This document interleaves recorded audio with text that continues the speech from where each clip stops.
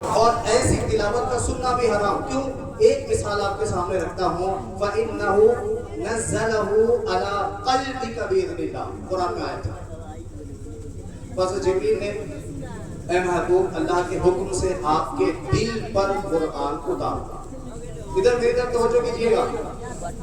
دل پر قرآن اتارا، لیکن پڑھنے والے نے اگر قلب کا پڑھ دیا وَعَلَىٰ قَلْبِكَ بِإِذْنِ اللَّهِ، کیا معنی بن جائے گا؟ معاذ اللہ کہ اس جبریل نے اللہ کے حکم سے آپ کے کتے پر قرآن اتارا.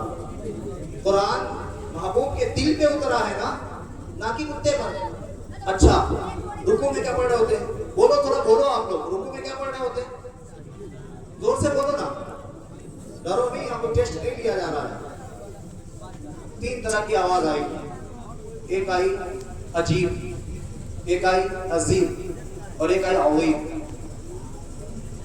اور وہ عظیم یہاں سے آئی ہے، یہ ناظرہ والوں کی. تینوں کا مفہوم علماء سمجھائیں گے. عظیم اگر پڑھتے ہیں تو 2 معنی اس کے لیے جاتے ہیں. دونوں معنی الگ الگ. ایک تو ہوتا ہے ارادہ کرنے والا، اور ایک ہوتا ہے تکلیف دے راستے کو اختیار کرنے والا. اور اگر عجیب پڑھتے نا تو عجیب کے معنی گونگا ہوتا ہے. اہل عرب پوری دنیا کو گونگا کہتے ہیں، عجمی کہتے ہیں. آپ بتائیں رکوع میں ہم سبحان رب العظیم کہہ کر اپنے رب سے ثواب کی امید رکھیں گے؟ رب کو گندی گالی دے رہے ہوں اور ثواب کی امید رکھیں؟ قل هو اللہ احد، اے محبوب فرما دیجئے وہ اللہ ہے، ایک ہے. لیکن اگر اس کو پڑھنے والے تعداد سنی جائے تو کہیں گے قل هو اللہ احد، قل هو اللہ احد. یہی پڑھتی ہے ہماری قوم. معنی کیا ہوگا؟ کھاؤ اللہ بزدل. آپ بتائیے نماز میں اپنے رب کو بزدل کہہ رہے ہوں، فرمان کو کھانے پر تعبیر کر رہے ہوں، اور سمجھ رہے ہوتے ہیں ثواب مل رہا ہے. یہ کیفیت ہے علم دین کی دوری کی بنیاد پر تباہی کا سبب آج ہمارا معاشرہ بننا چاہ رہا ہے.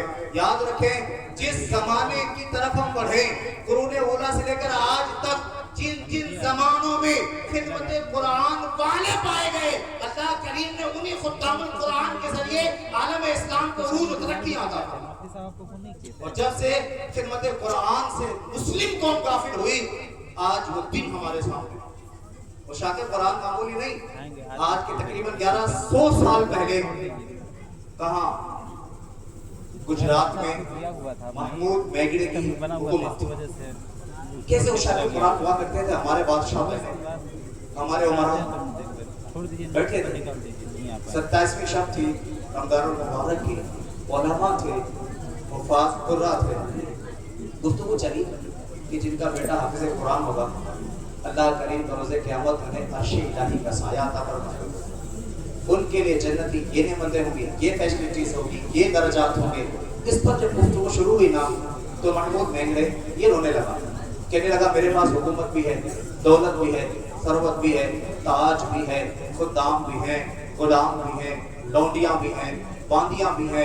اللہ نے بہت نوازا ہے، لیکن میرے خاندان میں، میری سلطنت میں کوئی حافظ قرآن نہیں ہے. اور پھر اس کی کھکی بن گئی. بیٹا بیٹھا ہوتا خلیل خان، باپ کو روتا ہوا دیکھ کر طرف گیا. اچھا اس زمانے میں اطاعت بھی کیسی تھی، محبت بھی کیسی تھی. وہیں سے اٹھا اور غائب ہو گیا. 1 سال تک نظر نہ آیا. بہت تلاش جاری رہی. 1 سال کے بعد آیا اور ابو کے بارگاہ میں حاضر ہو کر عرض کرنے لگا ابو جان آپ خوش ہو جائیں، اس سال کوئی اور نہیں، آپ کا بیٹا جامع مسجد میں تراویح سنائے گا. اللہ اللہ. کہنے لگا بیٹا تو حافظ قرآن کب سے ہو گیا؟ کہنے لگا ابو آپ کا رونا نہیں دیکھا گیا، آپ کا بلکنا نہیں دیکھا گیا. میں نے عہد کر لیا تھا کل بروز قیامت اپنے ابو کو عرش الہی کا سایہ دلا کر رہوں گا. میری ایک آنکھ کی بینائی کمزور ہو گئی، لیکن الحمدللہ آپ کو عرش الہی کا سایہ دلانے میں میں کامیاب ہو گیا. سمجھ رہے ہیں؟ یہ خدمت قرآن کا جذبہ ہوا کرتا تھا. اورنگزیب جن کو پتہ نہیں کن کن زاویے سے پہچان کرائی جا رہی ہے، اور ہم پڑھتے اپنے اکابرین کو نہیں ہے. یہی کیفیت ہوتی ہے. ان کے 2 بیٹے حافظ قرآن بنے نا، اور کہا جاؤ دادا سے کیا لے لو، دعائیں لے. اب یہ گئے دعائیں لینے، جیسے پہنچے تو انہوں نے ڈانٹ کر رکھا چھبا ہٹ کیا لے کر کیا حافظ قرآن ہوا تو میرا کیا. اس طرح ڈانٹا تو روتے ہوئے آئے ابو کے پاس. ابو جان تو بڑے ناراض ہوئے، جیسے ہم نے کوئی غضب والا کام کر دیا ہو، ناراضگی والا کام کر دیا ہو. اب اورنگزیب رحمۃ اللہ علیہ جا کر پوچھے ابو جان آپ کو خوشی نہیں ہوئی؟ آپ کے 2 پوتے حافظ قرآن بن گئے. گرج کر کہا اورنگزیب خوشی تو تجھے ہونی چاہیے کہ تیرا بیٹا حافظ قرآن بنا ہے. مجھے تو خوشی جب ہوتی کہ جب میرا بیٹا حافظ قرآن بنتا. اور رحمت اللہ تعالیٰ علیہ آنکھوں میں آنسو بھر کر آ گئے. ایک شروع کیا اور 6 مہینے کے بعد حافظ قرآن بن کر ابو کے دربار میں پہنچے اور کہنے لگے ابو جان خوش ہو جائیں، اب آپ کا بیٹا بھی حافظ قرآن بن چکا ہے. آپ میں کوئی جذبہ جو کھڑے ہو کر کہتے ہیں میں بھی اپنی ماں باپ کو بروز